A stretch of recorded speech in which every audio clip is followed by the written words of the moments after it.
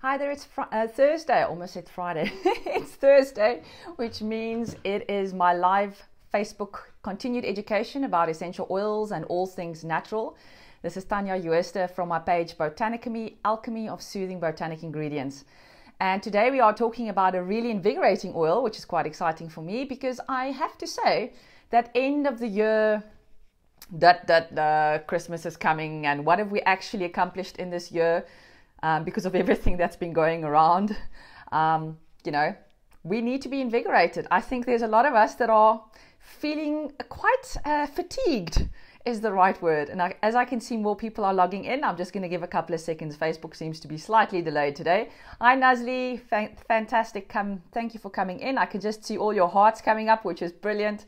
As you start logging into my live today, please remember that if you do go and say something in the comments, I will be seeing that you're coming online. I'll be able to give you a shout out. So go ahead and pop some comments in there. Hello Joanne, welcome. Andrea, all the way from Western Cape. I haven't seen you in a while. Thank you for joining me today. Marie, hello. Brilliant. I'm just going to give a couple more seconds as people starting to log in. Today we are talking invigorating peppermint. And I have been using peppermint a little bit more often now than what I was used to, for various different reasons, and we'll go through those today.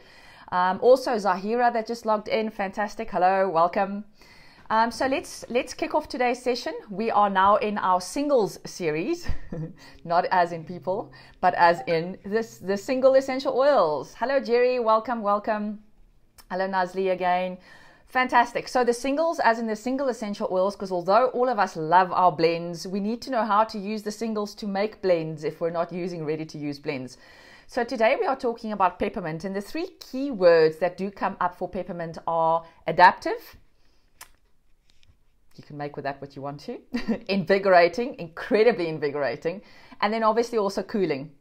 And it can be hot as well for certain people because they have sensitive skins. So it's one of those very versatile oils. And we are going to be talking a little bit more today about the various health challenges that peppermint oil actually can support. And then I'm going to throw in some tips as well from my side. So as has now come the tradition of my singles series, I have got a truth or a myth question for you. So get ready to type truth or myth in the comments section below so we can see how educated the group is today. And today's statement that you therefore need to answer on whether you think it's true or whether it's a myth is that peppermint essential oil can actually decrease milk supply. So this is relevant obviously if you're breastfeeding and you're producing milk from your milk ducts for babies. Okay, so is this truth or is it myth? Go put it in the comments for me, please. Peppermint essential oil is known to decrease milk supply. I'm quite interested to see what the audience comes up with today. All right, so while you are starting to think about that and popping that into the comments, I can see there's a couple of answers coming through so long. So yeah, go and just add them in there, and then I'm going to start with the rest of the education for today. So obviously peppermint is incredibly potent, especially if you're using a certified pure therapeutic grade peppermint essential oil. And there's various sources saying how strong their peppermint is and how much goes into their peppermint bottle. And I'm not going to specifically say because I think various brands use different, peppermint from different countries in the world. And obviously the time of harvesting is crucial. Hello, Courtney. Welcome all the way from a yacht in the middle of the sea. So exciting that she's joining us today as well. But basically, because peppermint is sourced all over the world, and the time at when the plants are, it's just when they started flowering is sort of when the menthol concentration, which is what we are after in peppermint, that's usually what is the most prized chemical constituent in peppermint is the menthol content. And usually it's at its highest in the ratio of the other chemical constituents in peppermint just when that plant has started flowering.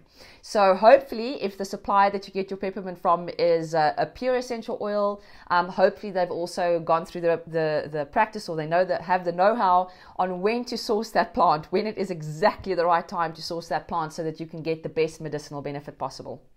So let's look at all the various chemical constituents that can be found in peppermint, and those in the highest concentration is actually the menthol, which is really good for respiratory health. A menthone, which is probably more geared in supporting digestive health. And then there's also some alpha pinene, beta pinene in smaller concentrations, and also methyl acetate. So the things we're after generally in peppermint is usually the menthol and the menthanes. So let's start talking also about what properties these chemical constituents then lend to the peppermint essential oil. The first one is anti-inflammatory support. So here we're thinking obviously in the musculoskeletal system, or even when you are having an inflammatory situation inside your body or on your skin. So peppermint can be really beneficial in supporting there. It's also got analgesic properties, and that means basically that it calms down discomfort. Also antispasmodic, and there's quite a lot of research out there about the antispasmodic, in other words, the cramping, right, of the digestive system. There's a lot of research out there about how amazing peppermint essential oil is when used internally, because of the chemical constituents that are in there that actually just relaxes those smooth muscles. Joanne is also giving some answers there about milk production.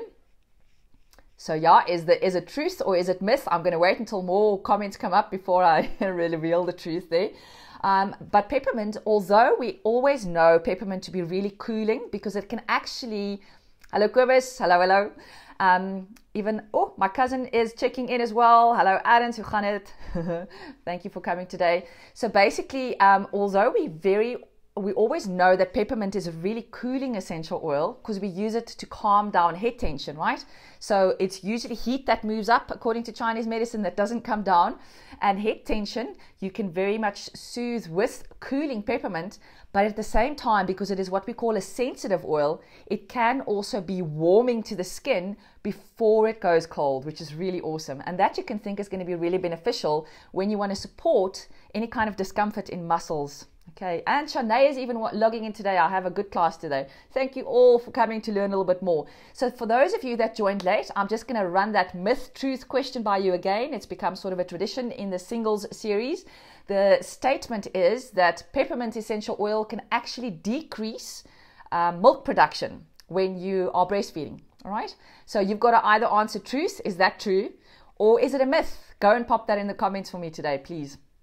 All right, so we've talked about the warming as well as the cooling properties of peppermint, but it's also incredibly invigorating, which is really beneficial when we start looking at the fatigue side. And also it's an expectorant, so it's just going to get all those phlegmy kind of scenarios to come out of your body, and it is also incredibly stimulating. So let's see, because of those properties, how you can incorporate peppermint essential oils into a daily wellness routine, or where you would use it, in other words. Before we carry on with that, perhaps I can just give you a safety instruction for peppermint essential oil. Remember, this is a sensitive oil, so especially people that have got a really sensitive skin need to always dilute a little bit more with carrier oil, because whereas some of us think that peppermint is not that strong and we can apply it neat to our skins, especially if it is 100% pure oil and there's nothing else added or taken away, so it's not been adulterated. People with sensitive skins actually feel a really burning sensation when they apply peppermint. So always a good idea to dilute with a carrier oil. All right. Eutenagers are on today. Oh my word. Hello, Alison. Welcome. I really have a very good audience today, all across the country and in the sea, as I said, with Courtney being on a yacht on her way home soon. All right, so basically the safety instruction that I just do want to give with peppermint essential oil is obviously because of the skin sensitivity. But here's another one. It is an incredibly invigorating oil, and believe me, I've tried this. Not advisable. So sometimes I do use peppermint quite often because of my congestive issues that I do suffer from due to the allergy of my cats, and my cats sleep on my bed. Okay, so I put Breeze, which is a blend produced by doTERRA, which has some peppermint in it, in my diffuser. But sometimes if I need an instant relief, I tend to place a drop, because it is a food supplement and it does say it's safe for internal use on the label. I put a drop underneath my tongue. And this is awesome during the day, but because it's such an incredibly invigorating oil, please do not do this at night before you go to bed, because it is going to probably keep you awake a little bit longer than you anticipated. And I've done this before, and what had actually happened is, you know, when you see those little starry lights when you've hit your head too hard or something, actually when I close my eyes, it's so invigorating and stimulating that I see those little flashy lights from Peppermint. Okay, so just always keep that in mind. And in that case, when I saw the flashy lights, it was in my diffuser. So just from smelling that essential oil and it being so incredibly invigorating and stimulating, it was oversensory for me at that stage, which gave me those little lights. Okay, so there's a top tip for you. Do not use peppermint just before you go to bed. It's just going to be too stimulating.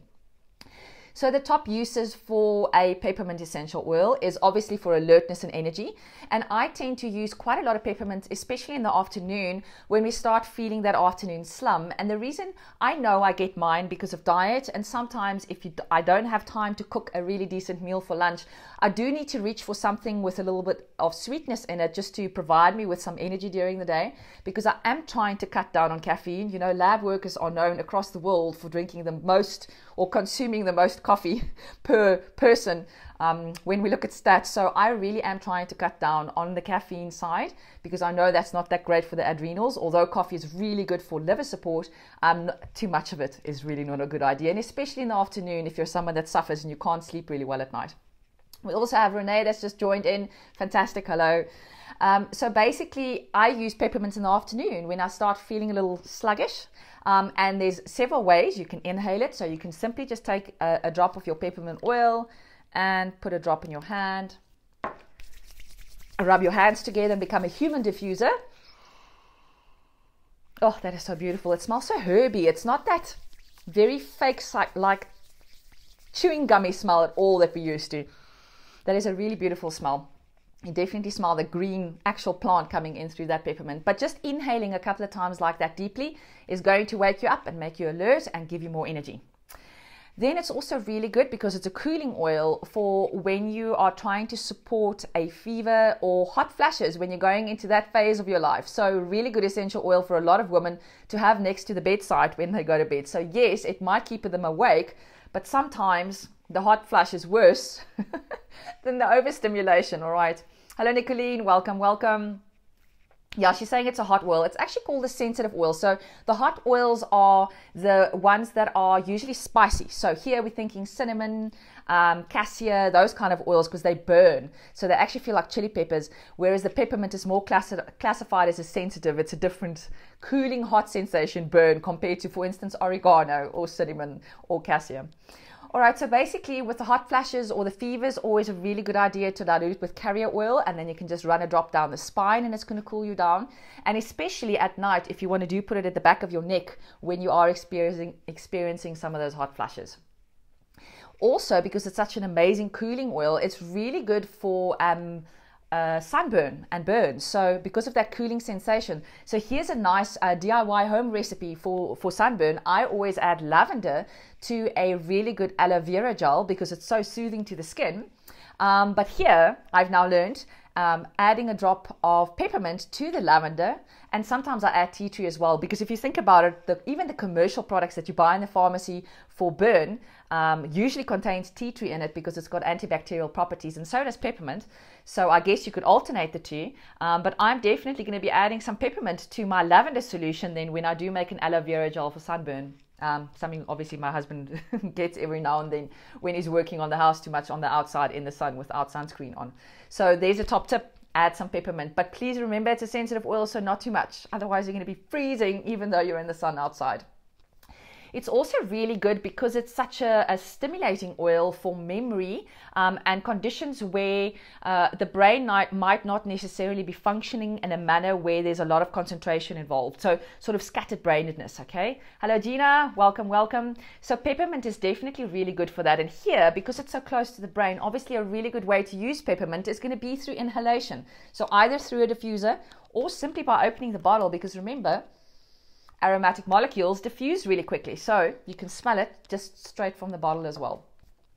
There's also some reports that says that peppermint is incredibly good for cravings. So because it reminds you, I guess, because everything is about memory and what's going on in the limbic brain. I guess this is my explanation, but there is it can combat sort of cravings or food cravings.